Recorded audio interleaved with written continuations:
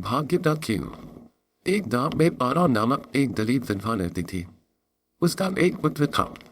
वह इतनी गरीब थी कि घर में 4 बर्तन भी ढंग के नहीं थी। लड़का अभी छोटा था। पारो ने बड़े प्यार से उसका नाम नसीब सिंह रखा था, मगर वह इतना बदनसीब था कि उसके पैदा होने के कुछ समय बाद ही एक बीमारी से उसके पिता की मृत्यु हो गई। पारो घरों में चौका बर्तन आदि करके उसे पाल रही थी। उसे पक्का विश्वास था कि नसीब सिंह बड़ा होकर उसके सारे संकट दूर कर देगा और उसका बुढ़ापा चैन से गुजरेगा। इसी आस में रात दिन मेहनत करके वह अपने बेटे को पाल रही थी। नसीब सिंह था तो छोटा, किंतु समझदार बहुत था। संयम और धीरज की उसमें कमी न थी। किसी भी बात को गहराई तक जानने की उसमें प्रबल उत्सुकता रहती थी।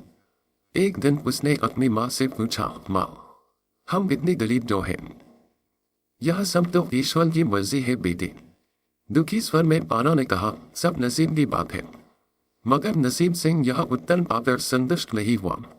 वह बोला, ईश्वर की ऐसी मर्जी क्यों है बेटा, यह तो ईश्वर ही जाने। अगर ईश्वर ही जाने तो ठीक है, मैं ईश्वर से ही पूछूंगा कि हम इतने गरीब क्यों हैं। बताओ माँ, बताओ कि ईश्वर कहाँ मिलेगा। पारो तो वैसे ही परेशान रहती थी। उसकी बातों से उकता कर उसने कह दिया, वह जंगलों में रहना है, लेकिन तुम वहां न जाना। लेकिन नसीब सिन्हा ने देखी दिल में उसी क्षण इरादा बना लिया कि वह ईश्वर हो रो देगा और पूछेगा कि आखिर हम इतने गरीब जो है। एक दिन वह जंगल की ओर चल दिया। जंगल घना और भयानक था। चलते चलते नसीब सिंह बुरी तरह थक गया, मगर भगवान की परछाई भी उसे दिखाई नहीं दी। अथवा थका कर पत्थर की एक शिला पर जा बैठा और सोचने लगा कि भगवान तो यहाँ कहीं नहीं है। आखिर गरीबी दूर कैसे हूँ। तभी संयोगवश मृत्यु लोक का भ्रमण करते करते शिव पार्वती उधर ही आ निकले। उन्होंने बच्चे को वहां बैठे देखा तो उन्हें बड़ा अचरज हुआ कि यह अबोध बालक इस बीहर जंगल में बैठा क्या कर रहा है। भगवान शिव ने बालक से पूछा, तुम कौन हो बालक और इस जंगल में बैठी क्या कर रही हो। मैं ईश्वर हूँ, ढूंढ रहा हूँ। ईश्वर हूँ। पार्वती चौंकी और पूछा, मगर क्यों। ईश्वर से तुम्हें क्या काम है। मैं उनसे पूछना चाहता हूँ कि हम कितने गरीब क्यों हैं, दूसरों की तरह हम पर भी भाग्य की कृपा क्यों नहीं है। नसीब सिंह ने निर्भीकता से उत्तर दिया। माँ पार्वती और भगवान शिव उस बच्चे का साहस देखकर बहुत प्रसन्न हुए। माँ पार्वती तो ब्रह्मा की साबिल है। उन्हें उस बच्चे पर बड़ी दया आई और भगवान शिव से मुखातिब होकर बोली, प्रभु इस बालक का कुछ कीजिए। हम कुछ नहीं कर सकते पार्वती, क्योंकि इसके भाग्य में यही सब लिखा है। भाग्य देवता के लेख के अनुसार इसे ऐसा ही जीवन भोगना है। नहीं नहीं स्वामी, आपको कुछ करना ही होगा। माँ पार्वती हक करने लगी। जिद न करो पार्वती, यदि हम उसे कुछ देर ही देंगे तो वह इसके पास नहीं रुकेगा। इसे वैसा ही जीवन जीने दो जैसा भाग्यदेव चाहती है। नहीं प्रभु, इसकी गरीबी दूर करने के लिए आपको इस पर कृपा करनी होगी। जब माँ पार्वती जिद करने लगी तो भगवान बोले, शंकर ने बच्चे को एक हार दे दिया। हार पाकर नसीब सिंह बहुत प्रसन्न हुआ और खुशी खुशी अपने घर को चल दिया। माँ पार्वती संतुष्ट थी कि उन्होंने एक अबोध बालक की मदद की और अब उसके दिन सुख से कटेंगे। लेकिन त्रिकालदर्शी बोले बाबा जानते थे कि यह हार उसके पास रहेगा ही नहीं।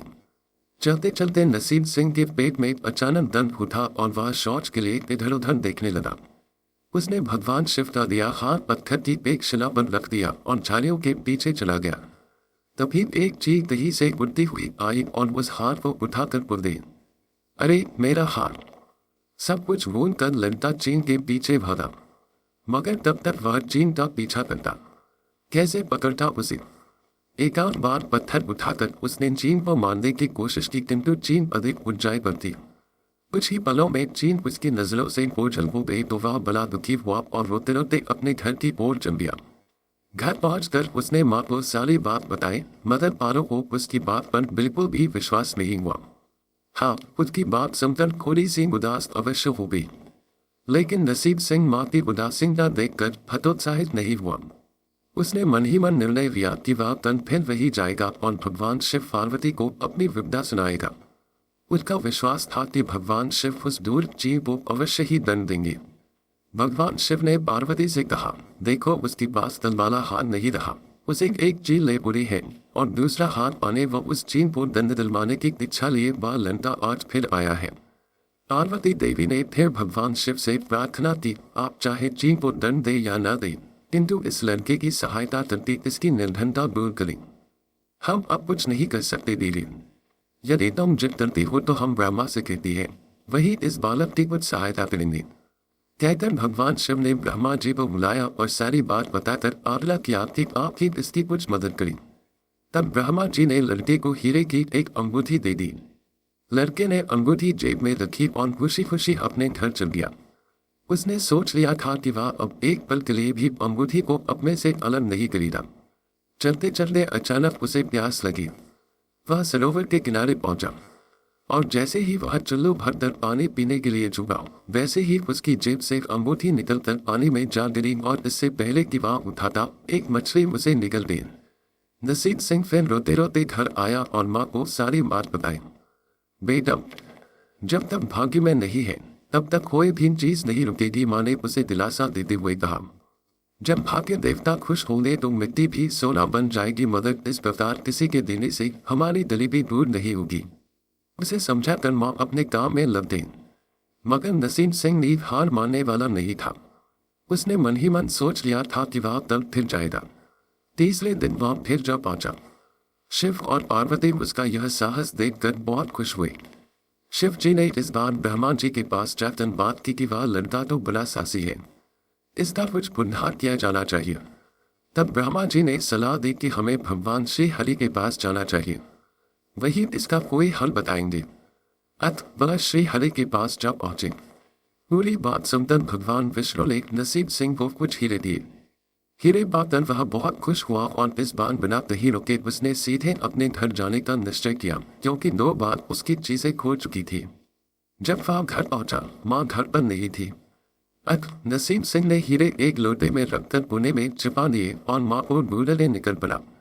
वह मन ही मन सोचने लगा कि अब माँ को किसी के घर काम करने की क्या आवश्यकता है, अब तो वह भी अमीर बन गए हैं। उधर पीछे से चोर उसके घर में घुसे और जो भी सामान हाथ लगा लेकर भाग हुए। उस सामान में लोटा भी था जिसने हीरे रखे थे। जब वह माँ के साथ वापस आया तो देखा कि हीरे गायब थे। इतना ही नहीं, घर का दूसरा सामान भी गायब था। अब तो उसकी माँ को बहुत गुस्सा आया। वह बोली, क्यों मुझे नई नई कहानियां सुनाकर पागल बनाता जा रहा है। सारा दिन आवारा की तरह इधर उधर भटकता रहता है और शाम को विदाई के डर से कोई नई कहानी सुना देता है। माँ की डांट सुनकर लड़का रोने लगा। वह तो केवल वही जानता था कि जो कुछ भी उसने बताया था वह सत्य था। डांट खाकर लड़के की हिम्मत और बढ़ गई और अगले दिन माँ फिर उसी स्थान पर जा पहुंचा। भगवान बोले शंकर सोचने लगे कि इस पर कितनी मुसीबतें पड़ी, लेकिन इसने हिम्मत नहीं हारी। इससे वह बहुत प्रसन्न हुए और भाग्य देवी के पास जाकर बोले, यह लड़का बहुत ही साहसी, हिम्मती और धीरज वाला है, ऐसा व्यक्ति अभागा नहीं हो सकता, इसे कुछ दे दो। आज्ञा पाकर भाग्य की देवी ने नसीब सिंह को सोने का एक सिक्का दिया। सिक्का लेकर नसीब सिंह खुशी खुशी अपने घर को चल दिया। जब उसने घर जाकर वह सिक्का अपनी माँ को दिया तो उसकी माँ बहुत खुश हुई। अब क्योंकि उन पर भाग्य देवी की कृपा हो गई थी, अत सारे काम ही अपने आप शुभ होने लगे। दूसरे दिन ही एक मछली वाला उसके गांव में मछली बेचने आया तो लड़के ने वही सिक्का देकर मछली खरीदी। उसकी माँ ने मछली का पेट चीरा तो वह अंगूठी निकली जो ब्रह्मदेव ने उसे दी थी और जो उसकी जेब से तालाब में गिर गई थी। माँ ने अंगूठी संभाल कर रख ली और नसीब सिंह से बोले, जा बेटा, जल्द से थोड़ी लकड़ियाँ ले आ, आज घर में 3 दिन बिल्कुल नहीं है। लड़का कुल्हाड़ी लेकर जंगल की ओर चल दिया। वहां जाकर जिस पेड़ पर लकड़ी काटने के लिए चढ़ा, वहां उसी चीन का घोंसला था जो उसका हाथ उठा कर ले गई थी। लड़के ने देखा कि चीन कहीं आसपास नहीं थी। नसीब सिंह ने अपना हाथ उठा लिया और जो भी थोड़ी बहुत लकड़ियां पेड़ के आसपास पड़ी थी वही उठाकर घर की ओर चल दिया। माँ हार पाकर बहुत खुश हुई। अब तो देखते ही देखते उनके दिन बदल गए। धन में किसी चीज का अभाव नहीं रहा। फिर ईश्वर की कुछ ऐसी करनी हुई कि जो चोर उसके घर से हीरे चुरा कर ले गए थे, उन्हें सपने में महादेव ने चेतावनी दी कि जो हीरे उस लड़के के घर से चुरा कर लाए थे वे तुरंत वापस कर दो, वरना तुम्हारा सर्वनाश कर दूंगा। चोर उसी दिन हीरे उसके घर पर दे गए और अपनी गलती के लिए माफी भी मांगी। इस प्रकार उस अभागे का भाग्य चमक उठा अब उसके घर में किसी चीज की कमी न थी और उनकी गरीबी सदा के लिए समाप्त हो गई।